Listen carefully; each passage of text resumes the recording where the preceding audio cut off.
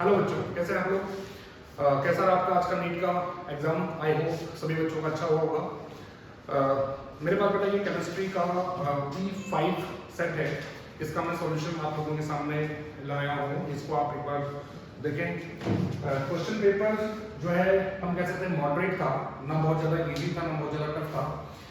देखिए question discuss करते हैं। जैसे पहला क्वेश्चन आपके पास है कि which of the following statements are not correct. इसमें पहले आपके पास है hydrogen is used to reduce heavy metal oxides to metal. ये बिल्कुल सही है। Heavy water is used to study reaction mechanism. आप लोगों ने बहुत सारे रिएक्शन मैकेनिज्म पढ़ी है जहां पर हम H2O D2O लेकर के ये पता लगाते हैं कि कहां से हाइड्रोजन आ रहा है, कहां से ड्यूटेरियम आ रहा है। ठीक है। Hydrogen is used to make saturated fats from oils. ये भी बिल्कुल सही आंसर है। The H bond dissociation is lowest as compared to a single bond between two atoms of any element। ये बिल्कुल गलत है क्योंकि हाइड्रोजन की जो बॉन्ड डिसोसिएशन एंथैल्पी है वो हाई होती है। Hydrogen reduces oxides of metals that are more active than iron. ये भी स्टेटमेंट गलत है। तो इसका जो आंसर आपका आएगा वो आएगा क्वेश्चन नंबर 51 का D and E only। D and E only ये आपका करेक्ट ऑप्शन है इसमें। सेकंड आपके पास देखें, आपको एक कंपाउंड दिया हुआ है और आपसे पूछा है कि ये किस तरह का कंपाउंड है। तो ये बेंजीन रिंग, बहुत इजी हेलो एल्केन से रिएक्शन क्वेश्चन पूछा हुआ है। यहाँ पर आपसे पूछा है कि ये किस तरह का हैलाइड है। ठीक है। तो आप देखें तो यहाँ पर double bonded carbon sp2 hybridised carbon के पास वाले कार्बन पे हाइड्रोजन अटैच है। तो इसको हम कहते हैं कौन सा? Allylic halide. तो इसका आंसर जो है वो है allylic halide. Means option number 3 जो है वो करेक्ट है। सेकंड आपके पास third question, match list 1 with list 2। Coke. तो कोक आप जानते हैं कि ये एक रिड्यूसिंग एजेंट है। मेटलर्जी आप लोगों ने पढ़ा है। कोक रिड्यूसिंग एजेंट है। डायमंड आपका sp3 हाइब्रिडाइज्ड होता है। डायमंड sp3 हाइब्रिडाइज्ड होता है। फुलरिन जो है इसका केज लाइक मॉलिक्यूल है। फुलरिन के बारे में आप लोग जानते हैं कि it is a cage like molecule. And graphite जो है it is used as a lubricant. Graphite is used as a lubricant. तो ऑप्शन आप देखें कि जहां पर कोक के आगे रिड्यूसिंग एजेंट लिखा हुआ है, डायमंड का sp3 हाइब्रिडेशन लिखा हुआ है, फुलरिन की केज लाइक स्ट्रक्चर लिखी हुई है, ग्रेफाइट लुब्रिकेंट है, वो आपका ऑप्शन सही है। नेक्स्ट क्वेश्चन आपके पास है, इन लेसन में extract of an organic compound both nitrogen and sulphur are present. आपको पता है कि अगर नाइट्रोजन और सल्फर दोनों प्रेजेंट होते हैं तो लेसन सॉल्यूशन बनाने पे वो थायोसाइनाइड का कॉम्प्लेक्स बनाता है ना? ब्लैक रेड कलर का कौन सा कॉम्प्लेक्स बनाता है? थायोसाइनाइड का कॉम्प्लेक्स बनाता है। तो थायोसाइनाइड वाला इसमें करेक्ट है। उसके बाद है given your statement assertion and reason है। पहला है reaction can have zero activation energy. आप जानते हैं कि किसी भी रिएक्शन का एक्टिवेशन एनर्जी कभी भी जीरो नहीं हो सकता है। सेकंड होगा the minimum extra amount of energy absorb by reactant molecules so that their energy becomes equal to threshold values का एक्टिवेशन एनर्जी बिल्कुल करेक्ट है। इसका मतलब असर्शन गलत है और रीजन सही है। मींस ऑप्शन 4 आपका इसका करेक्ट आंसर है। क्वेश्चन नंबर 56 है, consider the following reactions and identify the product. यहां पर आपको रिएक्शन दी है CH3 CH CH3 single bond, sorry यहां CH3 है, CHOH CH3 और इसका रिएक्शन कर रहा है HBr से। ठीक है। तो यहां पर आपको जो प्रोडक्ट बनाना है वो बनाना है 3 डिग्री एल्काइल हैलाइड। मींस आपका जो ऑप्शन 1 है CH3 CBr CH3 CH2 CH3 ये बिल्कुल करेक्ट है। ठीक है। इसके बाद है taking stability as a factor. ये इनर्ट पेयर इफेक्ट आपका पी ब्लॉक से क्वेश्चन है। तो यहाँ पर पूछा है कि inert pair taking stability as a factor which of the following represent the correct relationship. तो यहाँ पर TiI ज्यादा स्टेबल होगा TiI3 से due to inert pair effect. ठीक है। Option number 4 is the correct answer. Next the relationship between NM and L। Azimuthal quantum number और magnetic quantum number में क्या रिलेशनशिप है? तो क्या रिलेशनशिप इनके बीच में होता है बेटा? ये रिलेशनशिप होता है nm-1/2। मैग्नेटिक क्वांटम नंबर में से 1 अगर आप माइनस करेंगे और उसको 2 से डिवाइड करेंगे तो L की मैक्सिमम वैल्यूज आ जाएंगी। इसके बाद कंप्लीट द फॉलोइंग रिएक्शंस, ये आपका एल्डिहाइड और कीटोन में से एल्डिहाइड कीटोन से 2 से 3 क्वेश्चन हमने कहा था कि पूछे जाते हैं और वो पूछे गए हैं। देखिए यहाँ तक ये आपका एल्डिहाइड है, इसका रिएक्शन कराया है HCl से। HCl से रिएक्शन कराने का आपको पता है साइनोहाइड्रिन बनता है। क्या बनता है बेटा? साइनोहाइड्रिन। तो यहाँ पर आपका CN आएगा, यहाँ पर आपका OH आएगा, साइनोहाइड्रिन। नेक्स्ट स्टेप में इसका H2SO4 से हम रिएक्शन कराते हैं। तो H2SO4 से रिएक्शन कराएंगे, एसिडिक मीडियम में पहले डिहाइड्रेशन होगा, डिहाइड्रेशन होगा तो OH और H निकल के यहाँ डबल बॉन्ड बनाएंगे और ये आपका कार्बोक्सिलिक एसिड में कन्वर्ट हो जाएगा। मींस जो आपका करेक्ट ऑप्शन होगा ये होगा। ठीक है, means option number 4 is the correct answer. Next is the right option for the mass of CO2 produced by heating 20 gram of 20% pure limestone. 20 gram 20% pure limestone. 20 gram 20% pure limestone. 20 gram limestone when it is heated, तो आप जानते हैं कि limestone को जब हम heat करते हैं 100 ग्राम को तो 44 ग्राम आपका CO2 बनता है। यहाँ पर ये बोला कि 20 ग्राम कैल्शियम कार्बोनेट अगर हीट करेंगे तो कितना CO2 बनेगा?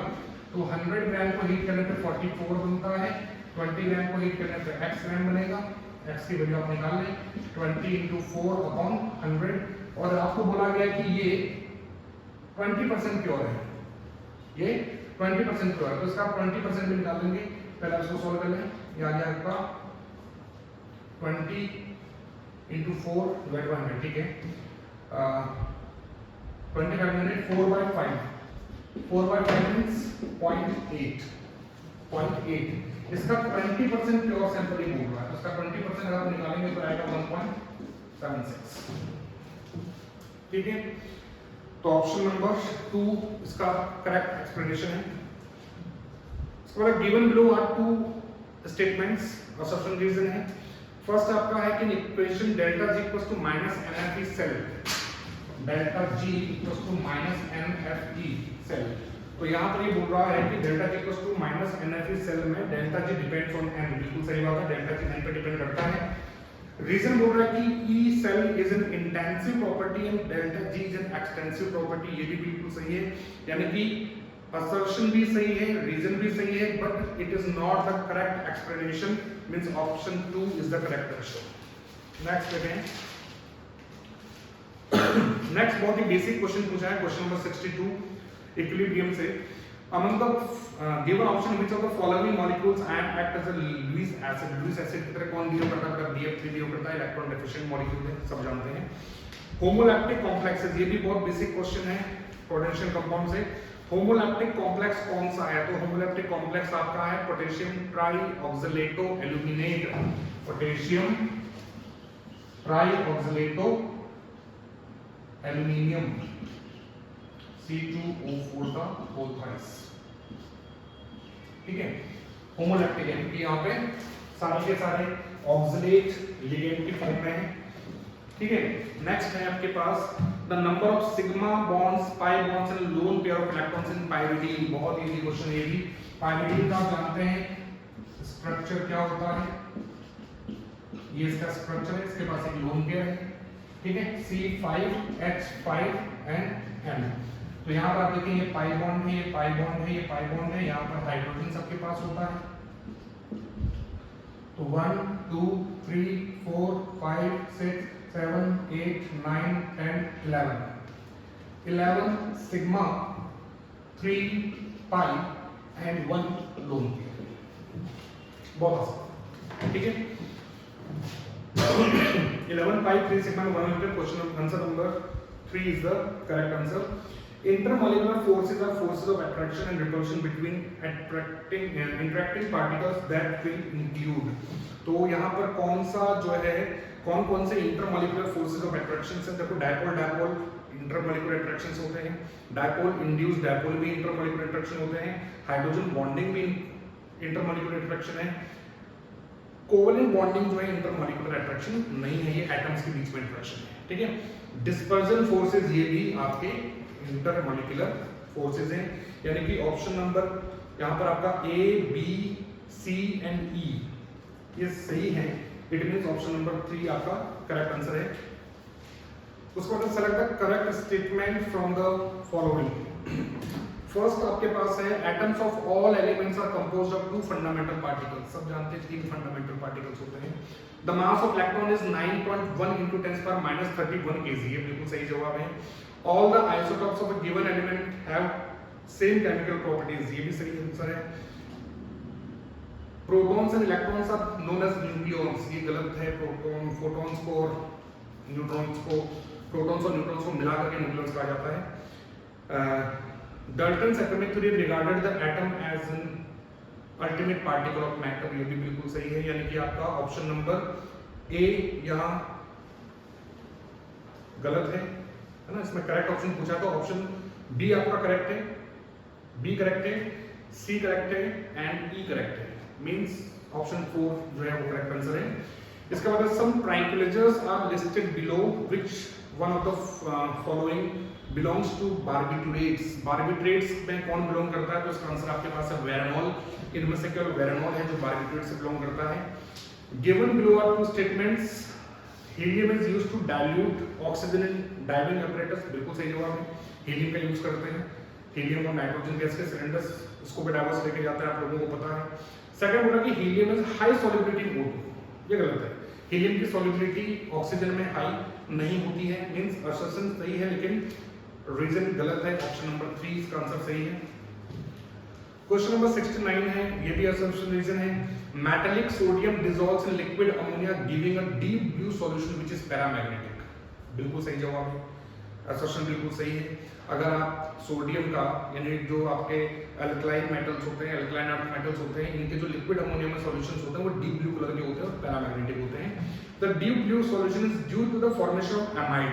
ये गलत जवाब है। ये कॉम्प्लेक्स बनता है जिसमें अमोनिएटेड इलेक्ट्रॉन्स के कारण ये इसका कलर होता है, यानी असर्शन सही है बट रीजन गलत है। इसका भी ऑप्शन नंबर 3 सही है। 70 है आपका कि weight of 2 moles of the organic compound which is obtained by heating sodium ethanoid with sodium hydroxide. ये आपका कॉल्बेज रिएक्शन, आपने सोडा लाइन प्रोसेस पढ़ी होगी है ना, वहां से रिएक्शन है।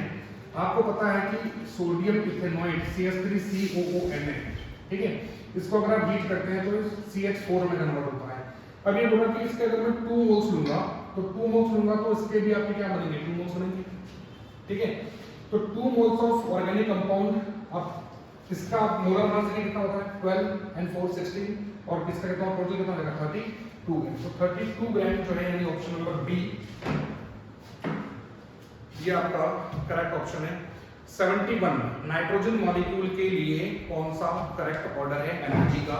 सब जानते हैं नाइट्रोजन का जो MOT बनता है 2p3 2p3, ठीक है, px_py pz ये बनता है। तो अब लास्ट में चेक कर लीजिए कौन सा ऑप्शन में πpx = πpy greater than sigma pz, ठीक है। फिर π*px π*py सिग्मा pz, ठीक है। ये हमें दिख रहा है ऑप्शन नंबर 1 में, तो ऑप्शन नंबर 1 इसका करेक्ट आंसर है। नेक्स्ट है amongst the following the total number of species not having 8 electrons around central atom in its outermost shell। बहुत आसान क्वेश्चन है। NH3 के पास टोटल 8 इलेक्ट्रॉन्स होते हैं। AlCl3 इलेक्ट्रॉन डेफिशिएंट है, इसके पास केवल 6 इलेक्ट्रॉन होते हैं। BCl2 इलेक्ट्रॉन डेफिशिएंट है, इसके पास केवल 4 इलेक्ट्रॉन्स होते हैं। CCl4 इलेक्ट्रॉन प्रिसाइज है, केवल इसके पास CCl4 के कंप्लीट 8 इलेक्ट्रॉन्स होते हैं। PCl5 ये इलेक्ट्रॉन एक्सपेंडेड ऑक्टेट शो करता है, इसके पास 10 इलेक्ट्रॉन्स होते हैं।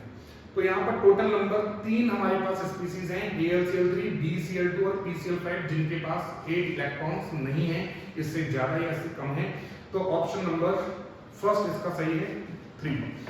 नेक्स्ट है which one is an example of heterogeneous catalysis. इनमें से हेटेरोजेनस कैटालिसिस का एग्जांपल कौन सा नहीं है? तो ऑप्शन नंबर 4 इसका बहुत आसान आंसर है। नाइट्रोजन और हाइड्रोजन जब मिलकर के अमोनिया बनाते हैं तो आयरन कैटलिस्ट की फॉर्म में काम आता है। तो आयरन जो है ये सॉलिड स्टेट में है, ये दोनों गैसियस स्टेट में है, इसका मतलब ये हेटेरोजेनस कैटालाइसिस है। ठीक है, तो फोर्थ ऑप्शन इसका करेक्ट आंसर है। Which one of the following statement is correct? ये आपका S ब्लॉक P ब्लॉक के लास्ट में जो यूजेस दिए हुए थे S ब्लॉक में, है ना, अल्कलाइन मेटल के यूजेस, डेली लाइफ में उनके क्या यूजेस हैं, वहां से एप्लीकेशन है। The daily requirement of magnesium and calcium in the human body is estimated to be 0.2 to 0.3 ग्राम। ठीक है, ये ग्राम में है, आपके बुक में मिलीग्राम्स में लिखा हुआ है 200 to 300 मिलीग्राम, तो ऑप्शन नंबर 1 ही इसका करेक्ट आंसर है। नेक्स्ट आपके पास which among the following option is correct graphical representation of Boyle's law? तो Boyle's law का जो ग्राफ होता है, तो इसमें फर्स्ट ऑप्शन को अगर आप देखें तो फर्स्ट ऑप्शन में जो ग्राफ है, ये ग्राफ तो सही है, लेकिन यहाँ पर इन्होंने T3 greater than T2 greater than T1 लिखा हुआ है, जबकि बॉयल्स लॉ में T1 जो है सबसे ज्यादा होना चाहिए था, फिर T2 फिर T3। ठीक है, तो पहला वाला ग्राफ गलत है, दूसरा वाला ग्राफ बिल्कुल सही है। P और 1/B के बीच में अगर ग्राफ प्लॉट करेंगे तो हम लोगों ने पढ़ा है आपके एनसीईआरटी के अंदर बॉयल्स लॉ के जस्ट बाद दो ग्राफ दिए हुए, पहला ग्राफ T1 T2 T3 का है, दूसरा P और 1/B के बीच में है, तो सेकंड ये आपका करेक्ट ऑप्शन है। ठीक है, यहाँ पे T3 T2 एंड T1 है। नेक्स्ट देखें, identify the product of the following reactions. Diethenyl chloride आपको गिवन है, डाइएथेनिल क्लोराइड N2+Cl-। ठीक है, इसका रिएक्शन कराया है पहले CO2Br2 के साथ, CO2Br2 से आप कराओगे तो ये बन जाएगा आपका ब्रोमोबेंजीन। देन ब्रोमोबेंजीन का रिएक्शन कराया है मैग्नीशियम के साथ, मैग्नीशियम से रिएक्शन कराएंगे तो बन जाएगा ग्रीनार्ड रिएजेंट MgBr। देन इसका कराया है वाटर से रिएक्शन। तो आपको पता है कि ग्रीनार्ड रिएजेंट जो होता है ये हाइड्रोकार्बन्स बनाने के काम आता है ना, तो यहाँ पर बहुत इजीली ये MgBr यहाँ से ब्रेक डाउन होगा, ये H+OH- में ब्रेक डाउन होगा और ये H+ जाके बेंजीन रिंग पर अटैच होगा और ये बन जाएगा आपका बेंजीन। ठीक है, तो इसका आंसर है आपका 2 benzene. Which among the following molecules of polymerization produces neoprene? Polymerization polymer से एक क्वेश्चन है। ठीक है, न्यूप्रीन सीधा सीधा सा है, न्यूप्रीन का आपका फॉर्मूला क्या होता है? ठीक है, तो ऑप्शन नंबर बी जो है इसका सही आंसर है, 2-chloro-2,3-dimethyl-butene, सॉरी 2-chloro-buta-1,3-diene है ना, ये जो है इसका आइसोप्रीन का न्यूप्रीन का फॉर्मूला है। नेक्स्ट है conductivity of centimetre molar solution of KCl at 25 degree centigrade 0.210 ohm inverse. तो यहाँ पर आप सीधे सीधे वैल्यूज पुट करें और आंसर निकालें। देखिए conductivity of centimetre solution of KCl at 25 degree 0.210 ohm inverse means आपको कंडक्टिविटी यानी कप्पा गिवन है 0.0210। ठीक है, आपको रेजिस्टेंस गिवन है R दैट इज 60 ओम और आपसे पूछ रहा है कि value of cell constant G star क्या होगा। बहुत इजी है, फॉर्मूला आपके पास है kappa equals to C into G star, सबने पढ़ा है। कप्पा आपको गिवन है कितना 0.0210, C होता है 1/R means 1/60 into G star आपको कैलकुलेट करना है, तो G स्टार क्या हो जाएगा आपके पास, इन दोनों को मल्टीप्लाई करके आपका आंसर आएगा इसका 1.26 सेंटीमीटर, ऑप्शन नंबर सी। ठीक है, identify product in the following reaction, ये है वुल्फ-किस्टनर रिएक्शन, है ना, वुल्फ-किस्टनर रिएक्शन आपने पढ़ा होगा, ये एल्डिहाइड और कीटोन्स का रिडक्शन करने के काम में आता है। डबल बॉन्ड O, देन आपके पास है cyclohexane, then benzene ring, then C double bond O। ये दोनों आपके कार्बोनाइल ग्रुप हैं। अगर आप इनका जिंक एल्यूमिनियम से रिएक्शन कराएंगे तो इसका रिडक्शन कर देंगे HCl के साथ, यहाँ पर आपका दोनों के दोनों जो है एल्काइल ग्रुप में कन्वर्ट हो जाएंगे और एल्काइल ग्रुप में कन्वर्ट होने के बाद जो आपका प्रोडक्ट बनेगा that will be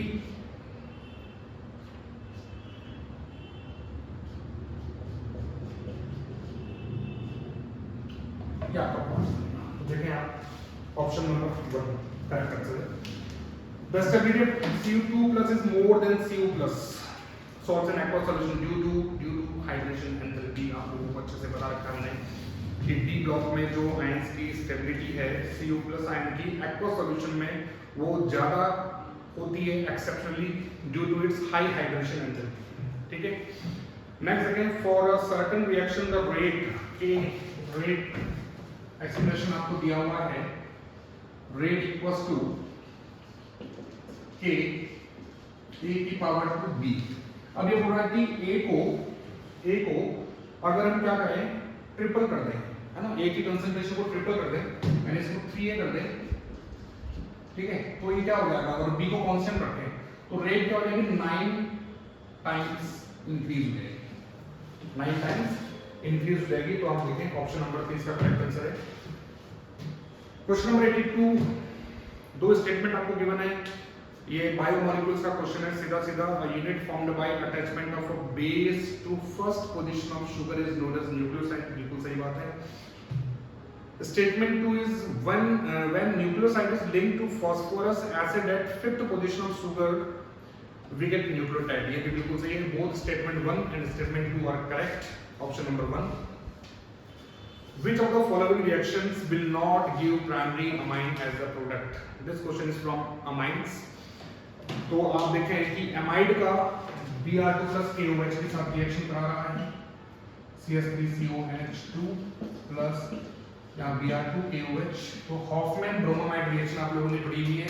Hoffmann bromamide reaction, this reaction yields primary amine, आपको पता है अच्छे से। सेकंड आपके पास है साइनाइड, इसका रिडक्शन अगर आप करा देते हैं तो इससे भी हमें प्राइमरी अमाइन ही मिलते हैं, ये भी बिल्कुल सही है। थर्ड आपके पास है आइसोसाइनाइड। आइसोसाइनाइड का अगर आप रिडक्शन करेंगे तो इससे 1 डिग्री अमाइन नहीं मिलेगा, तो ये वाला जो ऑप्शन है ये आपका करेक्ट है। नेक्स्ट है question number 85, a compound is formed by 2 elements A and B, the element forms to be closed stack structure। बहुत आसान क्वेश्चन, सॉलिड स्टेट से बिल्कुल आसान क्वेश्चन पूछा है। बी आपका CCP बनाता है, CCP मान लो X है और A जो है ये टेट्राहेड्रल वर्ड्स को ऑक्यूपाई कर रहा है, कितने 1/3 ऑफ टेट्राहेड्रल वर्ड्स, तो 2x और इसका 1/3 पार्ट ऑक्यूपाई कर रहा है। ये इधर चला जाएगा तो A के हो गया आपके 2x, B के हो गया आपके पास 3x। इसमें पूछा कि टोटल नंबर ऑफ पार्टिकल्स इसमें कितने होंगे, तो x कैंसिल 2 प्लस में कितना आ जाएगा 5। Option A is the correct answer।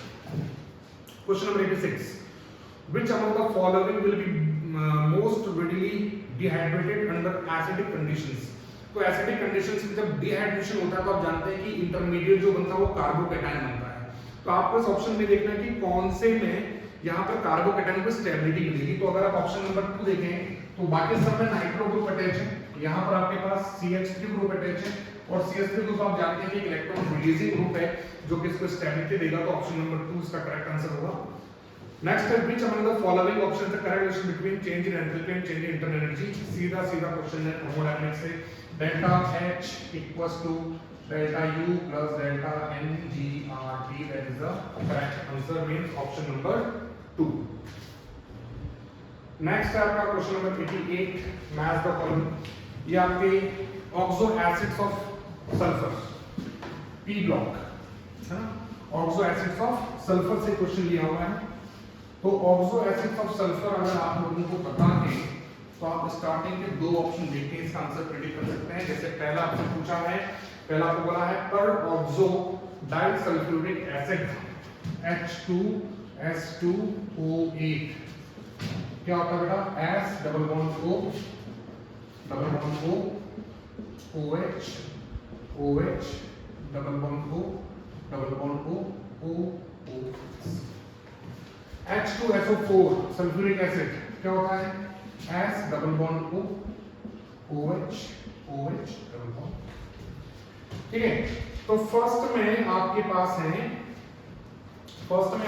है 4s double bond O, 4s double bond O। तो आप देखें 4s डबल बॉन्ड O वाला ऑप्शन कौन सा है? 4s डबल बॉन्ड वाले दो ऑप्शन है, फर्स्ट एंड थर्ड, ठीक है। एंड 2SOH बॉन्ड्स दोनों में दिया है। SOS sulphur oxygen sulphur bond फिर मिला है, तो A का है 3 एंड B सल्फ्यूरिक एसिड, इसमें आप देखें कि 2s double bond O means 4 तो आप देखें एंड 2SOH, ठीक है। तो B का 4, तो A3B4 केवल आपको सेकंड ऑप्शन में दिख रहा है, ये करेक्ट आंसर है। इसके बाद which of the following statements are incorrect? First इसमें है all the transition metals except scandium forms metallic oxides which are ionic, metallic oxide ionic होते हैं, बिल्कुल सही बात है। highest oxidation number corresponding to the group number in transition metal oxide obtained in scandium oxide to manganese oxide, ये गलत है। सी आप देखें basic character increase from V2O3 to V2O4 to V2O5, V2O3 V2O4 V2O5 oxidation number increase हो रहा है तो acidic character increase होगा। इन्होंने लिखा है कि बेसिक कैरेक्टर इंक्रीज होगा, तो डी जो है वो गलत है, ठीक है। एंड डी गलत है, सॉरी सी ऑप्शन था, सी गलत है। डी आप देखें तो इसमें लिखा है V2O4 dissolve in acids, V2O4 amphoteric होता है तो ये एसिड में भी डिसॉल्व होगा, बेस में भी डिसॉल्व होगा, बिल्कुल सही है। CrO is basic but Cr2O3 is amphoteric, बिल्कुल सही है। क्रोमियम का ऑक्सीडेशन नंबर यहाँ पर लोएस्ट होता है, वहां पे +3 स्टेट में है, ऊपर भी जा सकता है नीचे भी आ सकता है, तो एम्फोटेरिक होगा। मींस आपके दो ही यहाँ पर गलत हैं, कौन कौन से? Option B and C are wrong, तो correct option is 4। Question number 90, which complex compound is most stable? आप सीधे से देखें जिसमें किलेशन हो रहा है वो सबसे स्टेबल है। अब किलेशन कौन से ऑप्शन में हो रहा है, यहाँ पर देखें किलेशन कौन करते हैं बेटा? किलेशन करते हैं बायोडेंटिक लिगेंड्स, तो बायोडेंटिक लिगेंड कौन सा वाला है इसमें? इथाइलिन डाइअमाइन, यानी कि थर्ड ऑप्शन जो है करेक्ट है। The reaction that does not takes place in a blast furnace between 900 Kelvin to 1500 Kelvin, तो blast furnace ये आपका मेटलर्जी से क्वेश्चन पूछा होगा, आइसोलेशन ऑफ मेटल्स। इसमें ब्लास्ट फर्नेस में 900 टू 1500 केल्विन में बाकी सारी रिएक्शन होती हैं एक्सेप्ट CaO प्लस SiO2। ये स्लैग फॉर्मेशन होता है, ये लोअर है ना, जो ब्लास्ट फर्नेस है इसके लोअर में हाई यानी कि लो चैम्बर्स में हायर टेंपरेचर पे रिएक्शन होती है, ठीक है। नेक्स्ट देखें इक्विलिब्रियम से न्यूमेरिकल है, इक्विलिब्रियम से न्यूमेरिकल जितने टफ आने की पॉसिबिलिटीज थी उतने टफ क्वेश्चन आए नहीं है। जिसमें बोला कि equilibrium react concentrations of the species A plus B gives rise to C plus D, यहाँ पर इनके दिया है कंसंट्रेशन 2, 3, 10 and 6, ठीक है। और टेम्परेचर आपको गिवन है 300 केल्विन, आपसे पूछ रहा है डेल्टा G नॉट क्या होगा, R की वैल्यू गिवन है 2 कैलोरी, बहुत आसान है, क्या होगा ये delta G naught equals to -2.303 RT log Kc, ठीक है। डेल्टा G नॉट आपको निकालना है -2.303 R2 कैलोरी, T हो गया आपका 300 log Kc मींस Kc कैसे निकालेंगे? प्रोडक्ट की कंसंट्रेशन 10 into 6 अपॉन रिएक्टेंट की कंसंट्रेशन 3 into 2, 3 को जाओ गया 6 और ये हो गया आपका 60, ये कैंसिल हो जाएगा 10, log 10 की वैल्यू होगी 1, बचा -2.3 into 2 into 300 that will be -1381.80 calorie. Option number 3 is the correct answer. Consider the following compound species, GOC में से ये क्वेश्चन है, हाइड्रोकार्बन्स में से। आपको स्पीसीज तरीके अलग अलग, आपको हकल रूल पता करना कि कौन कौन हकल रूल को फॉलो कर रहे हैं। तो यहाँ पर आपका एक तो देखिए फर्स्ट वाला जो ऑप्शन आपके पास,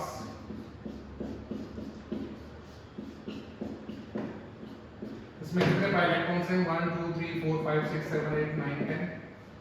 हमने अकल सूत्र पढ़ा हुआ है 2 6 10 14 पाई इलेक्ट्रॉन्स यहाँ पर होते हैं, ठीक है। तो ये अकल सूत्र को फॉलो कर रहा है। सेकंड अगर आप देखें तो ये भी अकल सूत्र को फॉलो कर रहा है,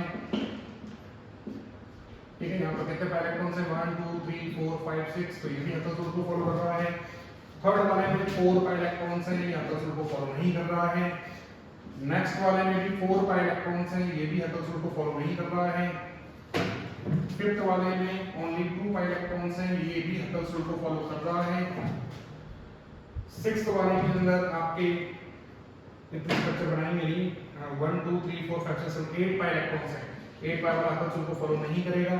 एंड सिक्स्थ वाला जो 14 पाई इलेक्ट्रॉन्स है, ये भी अकल सूत्र को फॉलो करेगा, यानी कि आपके टोटल नंबर में 4 यहाँ पर ऐसे कंपाउंड है जो अकल सूत्र को फॉलो कर रहे हैं, ठीक है। उसके बाद on balance the given redox reaction, आपको एक रेडॉक्स रिएक्शन गिवन है, इसमें आपको बताना है ए बी सी क्या होगा। ये आपका डी ब्लॉक का भी आप क्वेश्चन मान सकते हैं, इसको आप रेडॉक्स रिएक्शन का भी मान सकते हैं।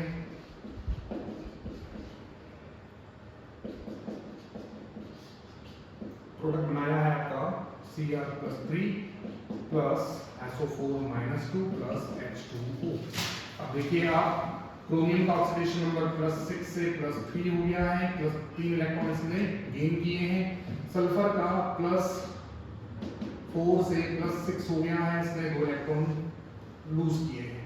इसने 2 लूज किए हैं, इसने 3 गेन किए हैं, तो हम क्या करेंगे इसको बैलेंस करने के लिए? इसको आप 2 से मल्टीप्लाई करते हैं, इसको आप 3 से मल्टीप्लाई करते हैं, ठीक है। ऑक्सीजन देखिए कितने हो गए? 3 3 जा 9, यहाँ पे 4 3 जा 12 है, यहाँ पे 9 है, तो यहाँ पर भी क्या होने चाहिए थे? 3 3 जा 9 and 7 16, सॉरी 16 है यहाँ पे, तो यहाँ पर 4H2 आ जाएगा। यहाँ पर हाइड्रोजन देखिए 4 2 जा 8 है, तो यहाँ पे 8H प्लस आ जाएगा। तो A हो गया आपका 1, B हो गया आपका 3, C हो गया आपका 8। 1 3 ऑप्शन नंबर 1।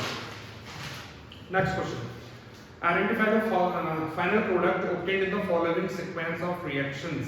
आपको सीक्वेंस दिया हुआ है रिएक्शन का और आपसे पूछा है कि फाइनल प्रोडक्ट क्या बनेगा।